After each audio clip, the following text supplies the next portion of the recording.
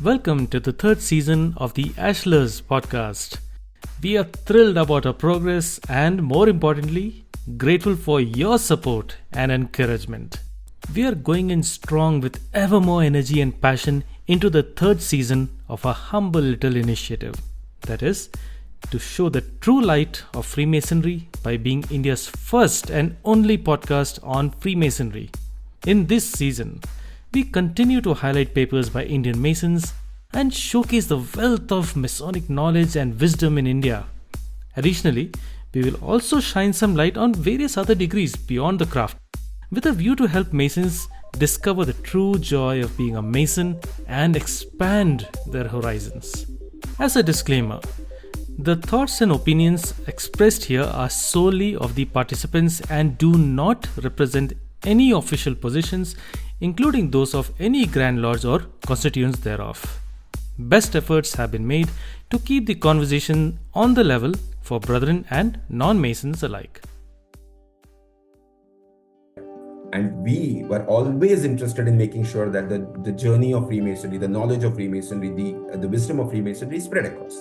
Now, this is where we request our brethren who are clueless, or rather who might have a little knowledge about what's happening, to listen to this. Right. Search for Masonic bodies. Search for Masonic bodies in Google. There is a Wikipedia site on Masonic bodies. Very beautiful one. See, and please don't think that, oh yeah, he's talking about Wikipedia, that means that's his source. No. I'm talking about Wikipedia. The reason is it's a decent source. It's a good source. And I'm not saying because it has information which is straight to the point. No, or rather which is absolutely correct, not required. I'm asking you to do that because that will give you a bit of a guidance. See, there is a very, there are two ways to this, right? Either you take guidance and hone on it, or you just blindly follow. I'm not expecting anybody to blindly follow. I'm asking you guys to start looking into it. Look at it, ask questions. When you ask questions, then you get some answers. Ask questions to many people. And that's when you get more answers and you are able to build an idea of it.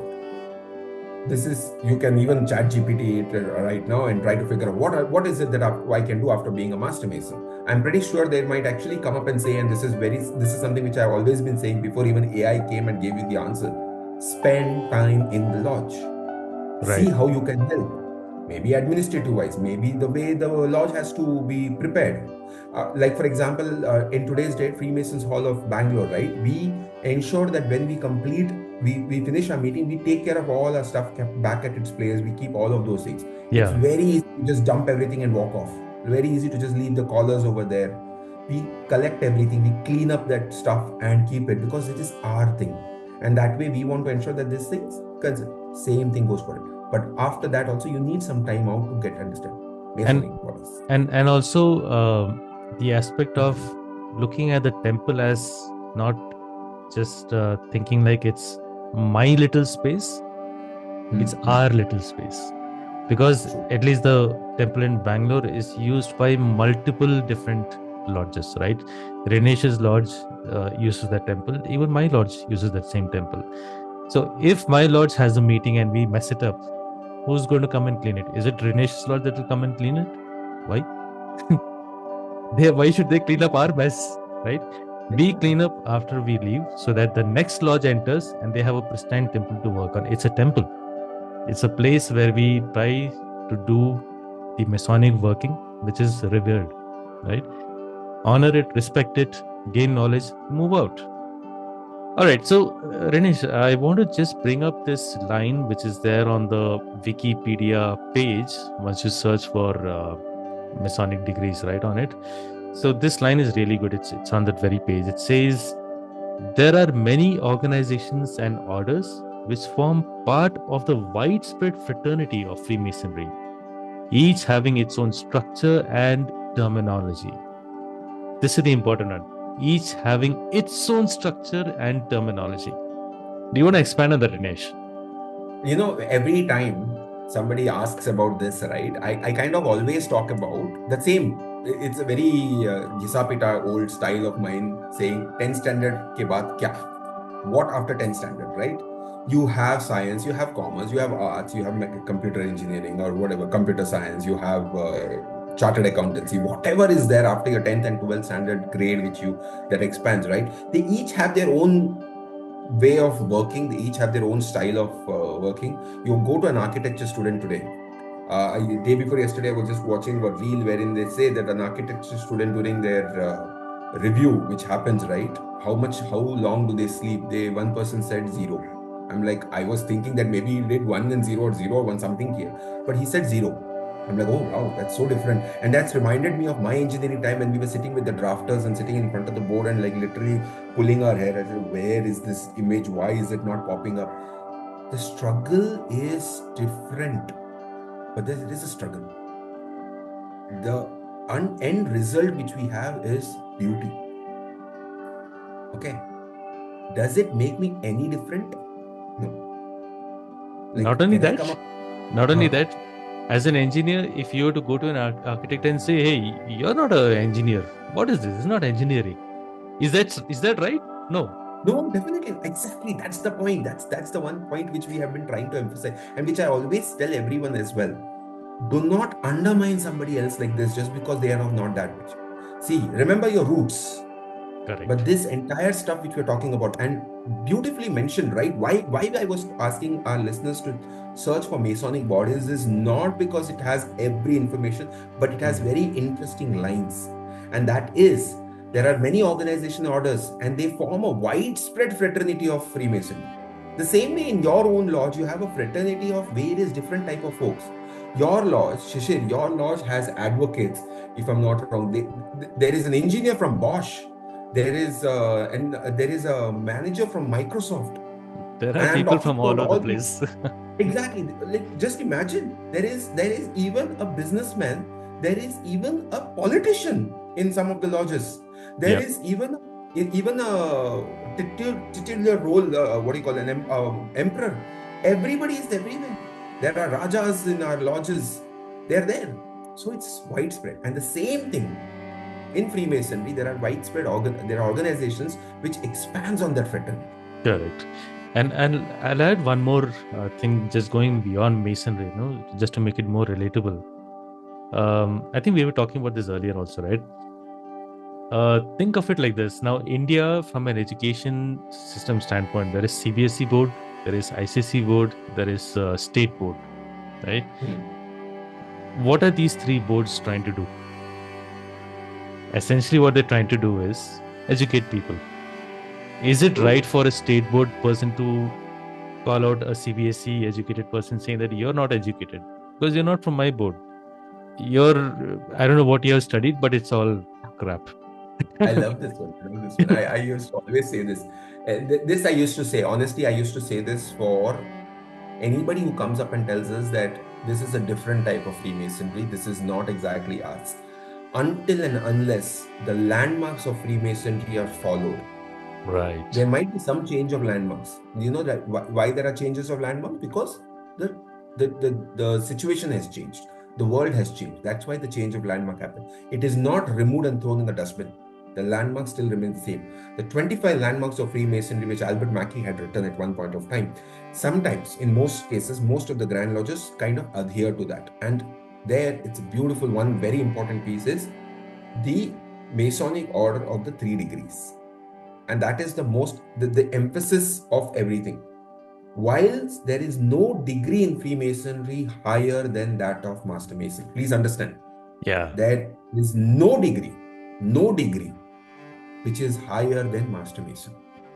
Rest Correct. everybody are appendants. They are kind of like attachments to it to expand on that knowledge. You being a Master Mason, that's about it. There is a very interesting line, Shishir. When a master mason obviously climbs up the ladder and becomes a worshipful master of a lodge, Right. we have a very, very good line, and I'm not obviously divulging anything which is not known to everybody. It says in there, the installing officer says, when he puts the apron, when he gives in the apron of a worshipful master, he tells him that this is the highest honor which a lodge can confer on you. Right. He does not say degree. Right. He says the honor. See, that's where you can understand that Master Masons are at the pinnacle. That's about it. Rest, all the other orders, Masonic bodies, whatever you want to say, they are all addendums to it, which kind of fuels the knowledge which a Master Mason can have, should have. I will just say can have. I don't even want to use the word should. If he wants, he wants. If he doesn't want, doesn't want. He can have. And the interesting part is these additional degrees, right? They are offered only and only to those who are Master Masons. Right. I was about to bring that up. Your base needs to be there. You cannot come up and say, "Mera ho gaya, main nikal gaya." Nahi. You cannot. You can never come up and say, "Mine is done. I'm moving on." No, you cannot. It doesn't work that way. And most of these additional degrees, right, additional orders which you're talking, they are supervised by their own grand bodies. Yeah. Because obviously you can't expect one grand lodge to handle these many things. It becomes difficult. It becomes cumbersome. And that way, what ensures, and this is exactly why, if you notice, right, even in our constitution, in our Indian constitution, we talk about every state handling their own affairs in that manner. Yeah. With guidance and clarity from the central. Correct. And that's the interesting part. In the book of in our Constitution of India book, right, in the first line itself, it talks about that it's a group of all of this coming together to form a country. The same thing is what we should also think about, right? They have their grand bodies, they're managing their affairs, they're taking care of all of these things, and that's it. Never ever, and I'm very, very serious about this one, because many people think, oh, it's absolutely fine to just leave. No. No. Capital N-O. No. Your connection with being a Master Mason can never and should never be severed just because you're thinking about expanding your knowledge in it. Correct. And just to bring up that point which you mentioned right now, if we were to take India as a country itself, I mean, it's known for being a rather like a melting pot of many different cultures coming together, and yet this country sticks together, right? Yes. You go to the north, it's a completely different world. You come to the south, east, or west, it changes so drastically. Like, just to give an example, a person born and brought up in Bangalore, the language, the local language that they speak, Kannada, right, in Bangalore, is starkly different from what is spoken in northern Karnataka, right? The language is actually quite different. And this is not just about this one state. You go to any state, the language changes in kilometers. You go from Bangalore to Mysore itself is so different. Exactly. And people from Mysore can easily identify that you're not from here just because of the nuance. I used to be proud of the fact that in staying in Mumbai, I used to say, oh, I can speak Marathi. Yeah. The moment I landed in Pune, the Pune folks were like, dude, what Marathi is that? Exactly, right? So the point I'm trying to highlight here is that if you look at GLI, the Grand Lodge of India, it's a central governing body. It's overlooking Freemasonry in India. At the same time, there are regional Grand Lodges, North, East, West, and South, that are handling it. Now, why this bifurcation? The bifurcation is because each region has its own nuances, right? And yet, we all roll up to one Grand Lodge of India. That's the unity we are showing. At the same time, there are several other degrees that function on their own.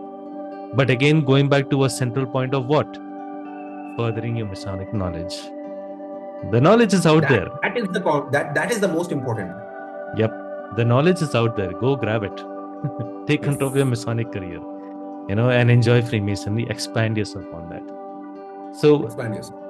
Now, having spent quite a bit of time, and I think we have highlighted this ample times already, I just want everyone who's a Freemason to understand that at the end of the day, it is your own call.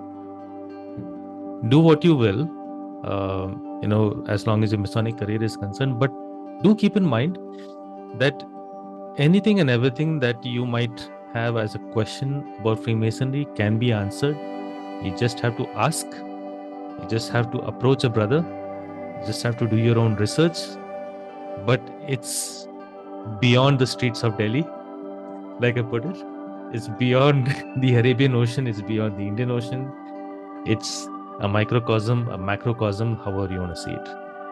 Enjoy it and, elevate yourself. So I think with that, we have pretty much come to an end of this episode. But before I drop off, I want to also hand it back to Dinesh to give a sneak preview into what the next episode will be, and what does he want to tie a bow on this episode from his, take. So Rinesh, what's it going to be? I think I'll go back to the first line which you mentioned about knowledge. Knowledge is the foundation to like elevate yourself, right? And you have been asking, and we have been talking about to pursue it. And don't let anyone hold you back at all. As you mentioned, I think there was one very interesting line which is said, what your career path, right? Like when you talk about work, when we talk about studies and all, we talk about a person's career path. They have to spend time and effort on that. So what is your goal in Freemasonry is important, which is to learn, to become better, to whatever it is. And that is the only pivotal point in which you should make the entire world of Freemasonry roam. Not what others are talking to you, not what others are asking about from you. Okay. You see, others might ask, because they might find some potential in you, definitely. But you still have to evaluate yourself, right? Am I able to do that? Can I do this? Like as you mentioned, it doesn't pay my bills, but I have to pay it. So will I be able to do this? But if you are able to, and if you want to, that's the most, if you want to, and if you're able to, do it. If you want to and you're not able to, don't do it. Very simple. Why? Because you're not able to. Don't stretch yourself in that. And if you do not want to do it, perfect. You have the perfect answer. You have already attained nirvana in that sense. Sit back and enjoy and relax. Enjoy Freemasonry. That's the only aspect of Freemasonry which is most important. The moment you get boggled down with, oh, I have to do this because this is important, that is this, you are going to crush the spirit of Freemasonry. And the moment that gets crushed, you will stop coming. Soon your friends will stop coming to lodge. Soon that might become like a virus. Unfortunately, many folks will stop coming. Then what is there in the lodge? Nothing. And the moment the lodge ceases to exist, that's the saddest day in Freemasonry is what we say. The day when a lodge has to hand over the warrant, saying that we don't have our members coming in regularly, that's bad. That's officially bad. And at that moment, no matter what you are, whether you're junior most in Freemasonry or the senior most in Freemasonry, your entire focus should go into this to ensure that it never happens. It should never ever happen. Provide the people. See, why was Freemasonry able to survive for so many years? Not because of a strict rules, because they allowed people to enjoy it by saying, okay, what do you want? How do you want? Let's remember this commandment kind of stuff and then move on. That's the idea.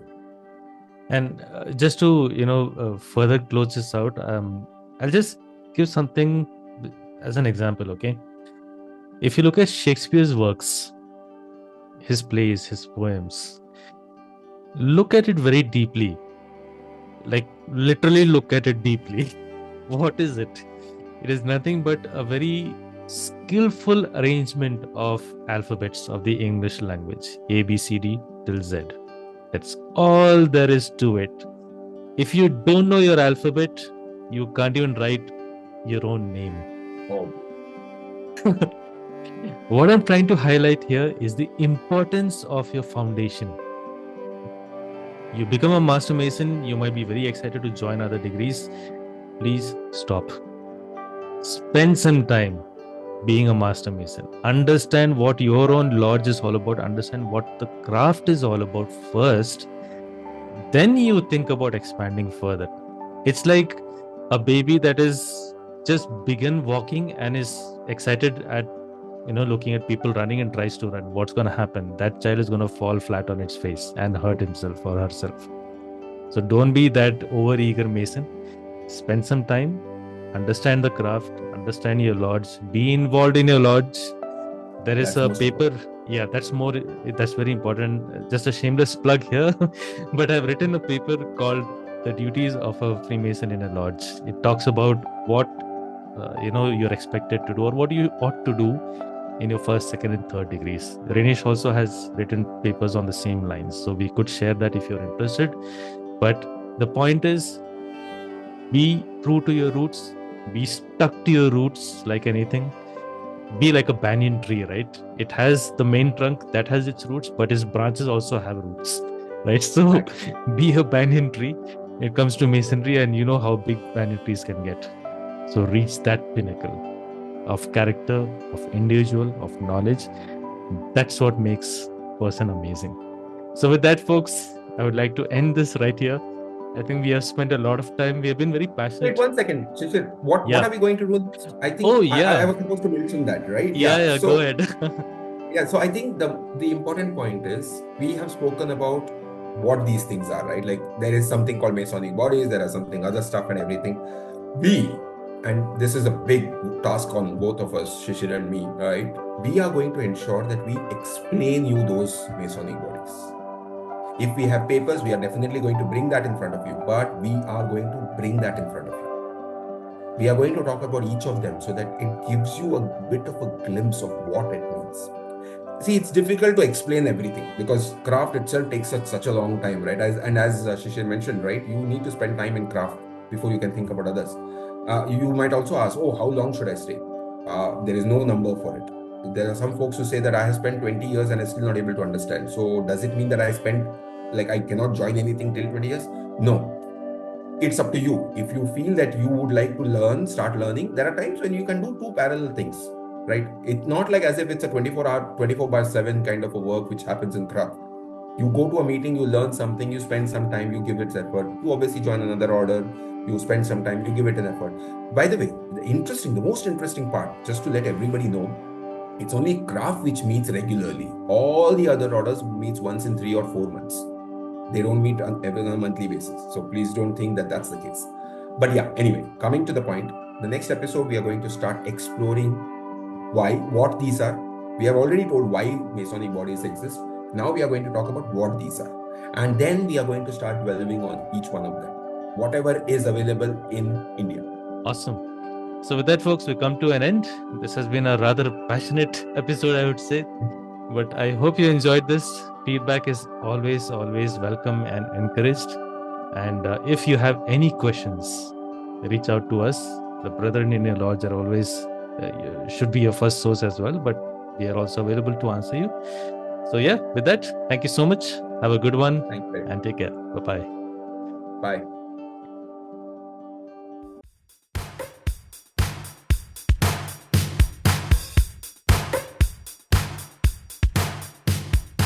That's all, folks. We sincerely hope that you liked our episode and got a glimpse into the fascinating world of Freemasonry. If you have any queries about what we have shared on the podcast or about Freemasonry in general, please check out the show notes for links to the Grand Lodge of India's website or write us an email, which is theashlars@gmail.com.